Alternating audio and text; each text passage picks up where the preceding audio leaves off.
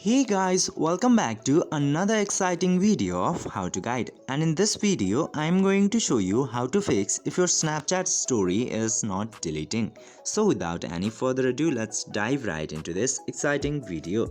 Now if you have uploaded a story into your Snapchat and you want to delete it now, but you cannot delete the story that you want to delete. And now in this case, the reasons might be the internet connection, the outdated app version of Snapchat and the cluttered cache of your Snapchat application. First of all, you just simply have to check the internet connection if it's connected properly or not.